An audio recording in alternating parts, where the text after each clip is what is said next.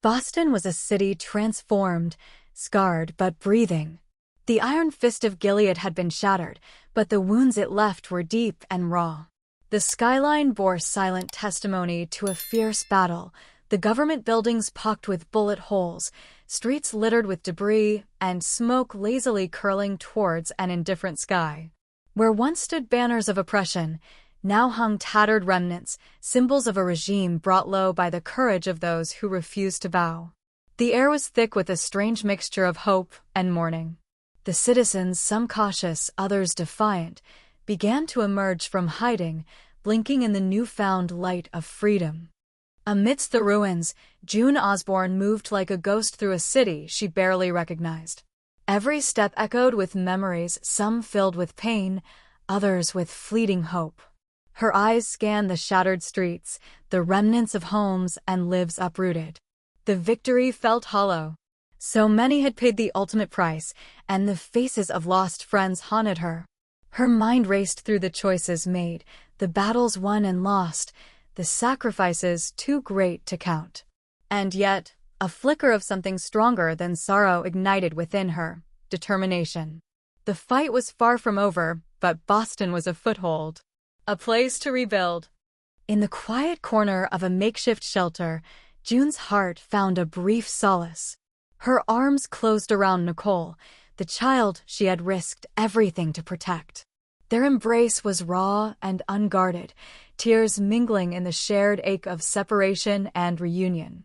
In that moment, time seemed to stand still, the chaos outside forgotten.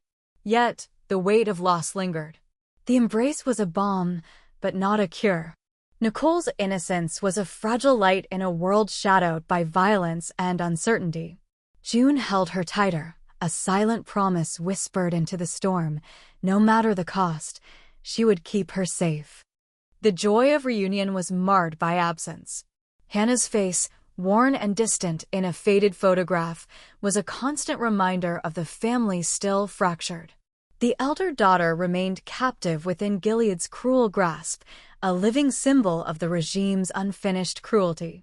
June traced the lines of Hannah's smile, willing herself to believe in the day they would be together again. The thought of her daughter's suffering fueled an unyielding fire inside June. The fight for freedom was no longer abstract, it was painfully personal. Far from the battlefields, Serena Joy faced her own reckoning. The once powerful matriarch of Gilead now dwelled in a stark refugee camp. Stripped of influence and luxury, she cradled her newborn with weary hands, the humbling weight of motherhood mingling with the ghosts of past sins. Her gaze was haunted, not only by the life she once led, but by the uncertain future she now faced. Stripped of status, Serena wrestled with her identity between the woman she had been and the mother she hoped to become. In a dimly lit room turned sanctuary, Aunt Lydia stood before a circle of women she once ruled with iron resolve. The weight of her past was etched deep into her face as she offered words of contrition and hope. For the first time, the enforcer of Gilead's cruelty showed vulnerability, a glimpse of remorse. Her voice wavered as she recounted stories of obedience turned to rebellion, of control shattered by the spirit of the oppressed. It was a fragile step towards redemption, but one that some women accepted, others met with wary eyes. Elsewhere, Janine's weary figure was bathed in the golden light of a quiet morning. She knelt, arms wide, tears streaming freely as her daughter rushed into them. The reunion was a rare gift, a moment to heal wounds carved by years of separation and pain. Janine's sobs were raw, but beneath them was a fierce gratitude, a rekindling of hope that life beyond Gilead's shadow was possible. For a moment, the past's heavy chains fell away. Out of the dust and chaos, Emily appeared like a beacon. Her unexpected return brought a rush of relief and disbelief. Scarred by her own battles but unbroken, she was a testament to the resilience born from suffering. June's eyes met hers across the crowded shelter. No words were needed, their shared past and the promise of continued resistance spoke volumes. Emily's survival was a light in the dark, a reminder that the fight endured in many forms. Drawn by memory and defiance, June made her way to the ruins of the Waterford estate, the epicenter of her captivity and pain. The house stood in charred silence, blackened timbers stark against a pale sky. Broken windows stared blankly, and the garden lay tangled and wild.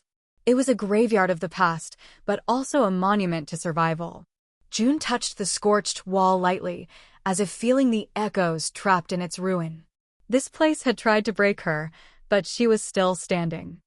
As the day faded, June settled in a modest room, a recorder before her. Her voice, calm but resolute, began to fill the silence.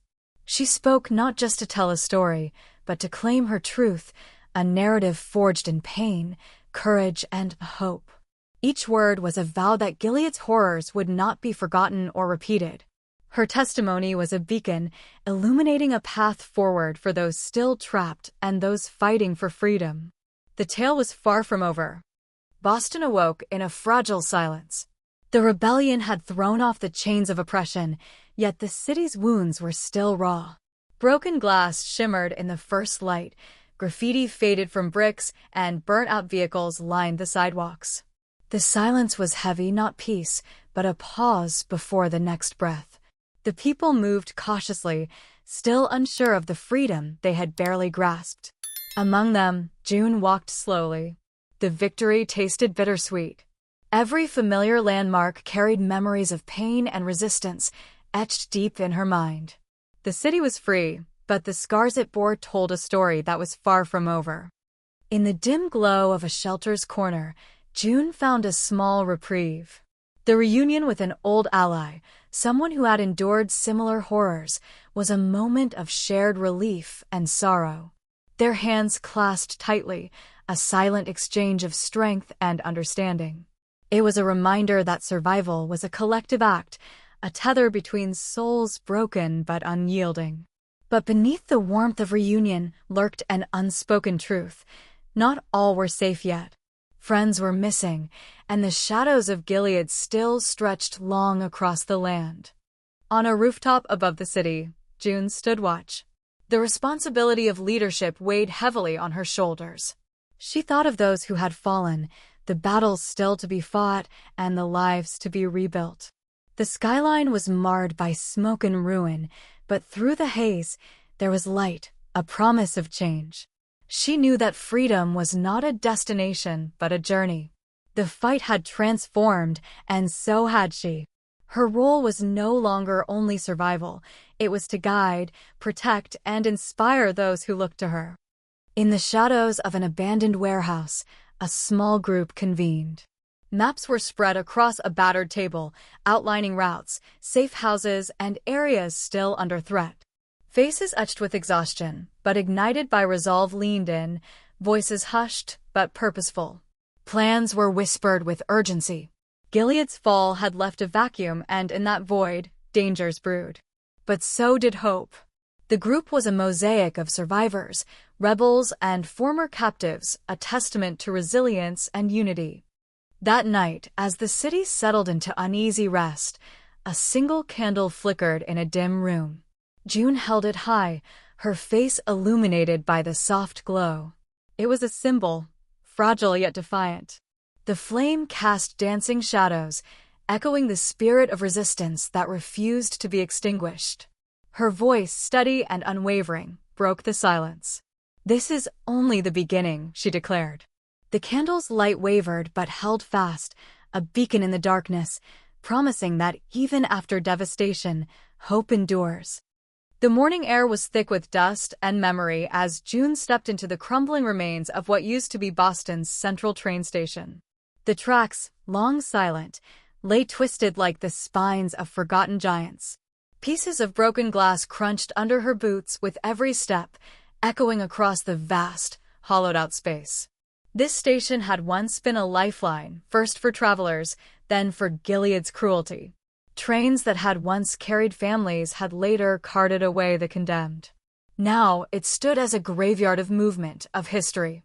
Still, something about returning here felt necessary. This was where she had last seen Marlene, a young resistance courier whose fate remained unknown. June's flashlight swept across the graffiti-covered columns, pausing on a dark red message scrawled with urgency, "Still watching." She felt her pulse rise. Whether it was a warning, a memory, or something worse, she couldn't tell. Elsewhere in the heart of a battered government complex, Serena Waterford sat across from one of the new provisional authorities, a woman in a military jacket with tired eyes and a sharper tone. The table between them was metal, scratched by years of arguments and false confessions. "You want immunity," the officer said, tapping the folder in front of her. "But you have yet to give us anything worth forgiving." Serena's expression was unreadable. She clasped her hands tightly on the table, the slight tremor in her fingers betraying her calm. "I gave birth in exile. I survived the wolves Gilead sent after me. I know their plans. They're dead drops. They're sleeper cells," she said coolly. "And yet," the officer replied, leaning in, "you're still asking us to believe your loyalty changed out of love for a child. That's not intelligence. That's motive." A long silence hung in the air. Serena didn't flinch. "If you don't want me," she said, rising, "you'll want who's coming next." Before the officer could ask what she meant, Serena walked out, leaving behind more questions than answers. Back at the safe house, the air had grown tense. Refugees crowded into every corner of the old bookstore basement, once a haven, now feeling more like a prison. June stood against the far wall, arms crossed, listening as voices rose in anger near the center of the room. "We've waited too long," shouted one woman, slamming her fist against a shelf. "Every day we hide, we lose someone else. And if we rush out there, we lose all of us," came another voice, a man, older, worn down by too many years on the run. The room split like a wound reopening. Fear fed anger, and anger burned hope. Some wanted to flee the city, risk everything to cross the border. Others believed in staying, rebuilding from the ashes. And in the middle stood June, caught between the pressure of leadership and the burden of past mistakes. A young woman approached her quietly. "They still look to you, June. Whether they say it or not." June nodded, the weight of it pressing down. "Then we need something worth looking toward." Later that night, June slipped into the hidden radio room, a cluttered corner of the safe house once used for banned literature, now wired with static-prone equip. She adjusted the old transmitter and began to speak. Her voice wasn't loud, but it was clear. "This is June. If you're still out there, if you're Lee." She paused. "And neither are W." The message would be short, maybe even intercepted. But even a whisper in the dark could mean everything. The final moments of the night fell heavy. June sat near the entrance of the safe house, rifle propped beside her. Outside, fog crept through the ruined streets, shrouding the city in uncertainty. Then, footsteps. Slow, measured, coming closer. She stood, Finge. "I come alone," the figure said. "And I bring a warning." Behind them, a second silhouette followed. June narrowed her eyes. The night was about to shift. June gripped her rifle tighter as the two strangers stepped further into the safe house, casting long shadows against the flickering bulbs above. The first was tall, shoulders squared, walking with a soldier's caution. The second moved more fluidly, but kept their head low, face obscured by a scarf. The room stirred. People whispered. A few reached for weapons, others for loved ones. June lifted her chin. "Names," she demanded. The taller figure removed his hood. Underneath was a scarred man, early 40s, eyes cold and precise. "Jonas Hale," he said. "Used to be 3rd Command in Gilead's Southern Patrol. I defected 6 months ago." The second figure slowly unveiled her face. A woman, olive-skinned, worn but alert, early 30s. Her voice was quieter. "I'm Noor. I tracked Jonas out. We've seen what's coming." "What exactly is coming?" June asked, eyes locked on theirs. Jonas exchanged a grim look with Noor. "Gilead's not collapsing," he said. "It's retreating, to regroup. A map of New England was spread out on a wooden table in the back of the safe house, frayed at the edges, ink bleeding where water damage had set in. June, Jonas, Nor, and a few of the safe house's trusted lieutenants hovered over it. "There's movement along the Connecticut line," Jonas explained, tracing an old highway with a penknife. "Not tanks, not foot soldiers. Couriers. Engineers. Signal experts. They're digging and not attacking." Nor added, "It's not a retreat and surrender. It's a tactical regroup. They're building strongholds and sealing off the borders. They're creating a new Gilead within the ruins of the old." June looked over the paper thoughtfully. "Why now?" "Because they know the resistance is fractured," Jonas said. "They're not trying to win. They're trying to outlast." The revelation hit the group hard. The assumed victory, the apparent fall of Gilead, they were illusions. Tactical feints. June's jaw tightened. "They want us to think we've won. So we stop fighting." In another part of the city, Serena walked alone through a corridor of destruction. The path was lined with burnt-out cars, shattered shop windows, and the remains of hastily abandoned checkpoints. Her boots echoed on the broken pavement. She'd left the compound that morning without permission. She didn't ask for an escort. She needed no audience for what she was about to do. As she moved through the city, people watched her from alleyways and behind curtains, silent, wary. Serena was a symbol of the regime's decay, neither fully enemy nor ally. Some would spit if she passed close enough. Others would stare with unspoken questions. But no one dared speak. She reached a small church with half its roof missing, smoke damage still staining the walls from a Gilead raid last winter. Inside was a man she hadn't seen in years. "Reverend Stokes," she greeted, removing her gloves. "Still praying for mercy?" He didn't look up from the candle he was lighting. "Still waiting for you to ask for it." She smiled thinly. "I'm not here for absolution. I need passage to the northern camps." He finally met her eyes. "Why would they trust you now?" She stepped closer. "Because I'm willing to offer something they need more than trust: information." Back in the safe house, June sat alone in a side room, replaying the map in her head. Every new truth built on a growing wall of dread. Luke would have told her to rest. Emily would have suggested waiting for proof. But both were gone, one by death, the other by distance. That was the reality now. The ones who used to lead beside her had become ghosts in the war. Jonas knocked gently before entering. "You believe us?" "I believe Gilead never dies easy," June replied. He nodded. "Then we move before they do. Hit their communication points. Cut their power grids. Make them bleed resources." "No," June said quietly. "We don't just hit them. We film it. We broadcast it. Let every hidden survivor know we're not lying down." Jonas studied her for a beat. "That's dangerous. They'll retaliate." She met his gaze. "They already do. But we stop pretending we're underground now. They're regrouping. So are we." That night, by the fire pit behind the safe house, the resistance circled June as she laid out her plan. A raid. Surgical, fast, symbolic. Not just to disrupt, but to declare. A watchtower south of Boston had gone quiet. Gilead hadn't reclaimed it yet, but they would soon. It was a relic, a minor stronghold with no real military value. But it had one thing they needed: a broadcasting station. "We retake it," June said. "We don't burn it. We speak through it." Eyes glanced between her and the others. "And if we're caught?" "We won't be," she said. "We move at dawn." The air was heavy with silence as June led her unit through the remnants of the city. Crumbled facades loomed above like hollowed-out skulls. Nature was reclaiming the ruins, vines crept over rusting vehicles, moss-covered sidewalks where children once played. This wasn't just a battlefield, it was a memory turned ghost.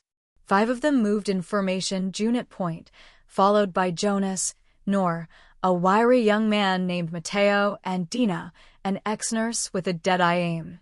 They carried light gear and old radios. No one spoke. There was no need.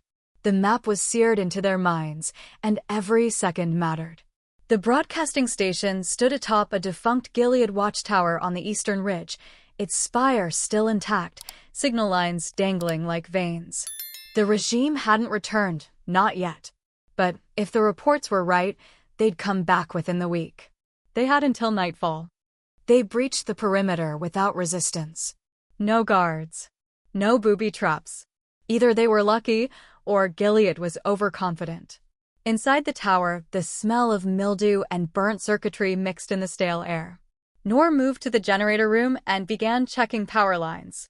Mateo swept the stairwell. June and Jonas headed to the control room, boots crunching on shattered glass. The space was a time capsule. Old surveillance footage frozen on cracked screens. A manual labeled emergency override protocols. Stale coffee still in a tin mug. Jonas wiped down a console, then flipped a few switches. A low hum rattled through the room. The backup power grid flickered to life. "We've got signal," he said. "Short range. Maybe enough to reach a dozen settlements." "It'll do," June replied, setting her notebook down. "We're not here for reach. We're here for truth." She placed an old camera on a tripod, pointed it toward the Gilead crest still mounted on the back wall. Then she stood before it, took a breath, and hit record. "My name is June Osborne," she began, voice steady, eyes unwavering. "I speak today from a place Gilead once used to broadcast fear. I use it now to speak of defiance." She paused. The others watched, silent. For years, they told us resistance was futile. That obedience was survival. That silence was safety. But they were wrong. We have survived. And we are not silent anymore. Her voice rose. They are regrouping, rebuilding, planning to rise again in shadows. But we will not let them. We will expose every lie, disrupt every plan, burn every safe house they claim as theirs. June's hand trembled slightly, but she didn't stop. "You are not alone. If you're watching this, you are the resistance." She cut the feed. Jonas let out a breath. Noor nodded once, solemn. "That'll wake some ghosts," she said.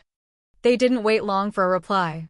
The team had barely begun dismantling the broadcast gear when a distant thunder shook the tower. A red flash lit the sky from the west, then another. Explosions bloomed like warnings. Mateo ran to the window. "It's the supply depot near Westline. That's where Serena was headed." June's heart sank. She reached for the radio, twisting dials, searching for any signal, any voice. Crackling static. Then one transmission. "This is Echo 7, Serena convoy hit. Repeat, we've lost the convoy." The line cut. Jonas turned to her. "They're sending a message." "No," June replied, eyes burning. "We just sent ours." Hours later, they returned to the safe house under cover of darkness. The others were already gathering. Word had spread. The broadcast reached more than they'd hoped. People from surrounding camps had begun arriving, seeking direction, seeking unity. Serena hadn't been confirmed dead, but she hadn't checked in either. June stood on the same platform where she'd first met this fractured resistance weeks ago. Now the room was fuller, louder, restless. "This is not a time for mourning," she told them. "We lost good people tonight. But that's what war does, it tests who still stands after the fire." She looked around. Some faces were new. Many bore scars. But all listened. "We are not hiding anymore," she continued. "Not behind walls. Not behind hope. We fight in the open now." And the room, once so quiet, erupted in agreement. June sat silently in the corner of the room as voices overlapped in the dim light. Plans. Routes. Names. Gilead loyalists hiding in border towns. Potential allies among the northern militias. The walls of the bunker were covered with notes scrawled on napkins, scraps of fabric, even parts of old Bibles, anything they could write on. She didn't speak much anymore. The broadcast had shifted something in her. She'd lit a fire, and now others were carrying the flame. But silence didn't mean absence. It meant clarity. Focus. Jonas leaned toward her. They're planning to strike the communications tower east of Cairo. If they lose it, their entire northern signal collapses. June looked up. When? 3 days. She nodded. Then we give them something to hear before it falls. In the wilderness miles away, Serena moved like a shadow. She was alive. The ambush that destroyed the convoy had taken everything: vehicles, supplies, most of her guards. She'd survived by rolling down a ravine, bruised and bleeding. For days, she followed nothing but instinct and the vague memory of resistance hideouts once whispered about in her previous life. At night, she dreamed of her child. In the morning, she buried the thought. When she finally reached the edge of a resistance outpost, she collapsed at the gate, her voice barely a whisper. I have information. June stared across the corridor at the woman she once would have killed without hesitation. Serena. Gaunt, soaked from rain, her lips split and healing wrong. She looked nothing like the woman who once wore silk and handed down commands from altars of false piety. She looked human. Mortal. Broken, but breathing. I didn't come to beg, Serena said. I came because I know what they're building near Ontario. A listening post. Underground. Shielded. And if they finish it, they'll know every movement from here to Canada. June was silent for a long time. Finally, she said, if you lie to me, I won't. Then welcome to the resistance. The last night before the assault was the coldest. The resistance had grown. Dozens from the north arrived by dusk. Former handmaids, refugees, even ex-guardians who'd defected, unable to bear more orders soaked in blood. By the fire, June stood beside Serena, Noor, and Jonas. She traced the route in the dirt, pointed out the weak spots. Serena filled in the rest: codes, access patterns, guard shifts. We go in quiet, June said. We get the hard drives. We leave a message. And we burn it to the ground. No one questioned the plan. They didn't need victory. They needed justice. They moved before the first light. Fog cloaked the ground, softening the crunch of boots. The listening post was embedded beneath a church Gilead had once used as a symbol of purity. Now, its stained glass was shattered, and the tower leaned like a man on his last breath. June led the breach team. Serena stayed with the tech squad. Noor and Jonas flanked the perimeter. The explosion that followed wasn't planned. Something went wrong. June was inside when the firestorm hit. Walls caved. Alarms screamed. She staggered through smoke, dragging Jonas by his arm, blood streaking his face. Outside, Serena waited, eyes wide, heart racing. When June emerged, half her coat singed and Jonas barely breathing, Serena ran forward without hesitation. They didn't speak. They didn't need to.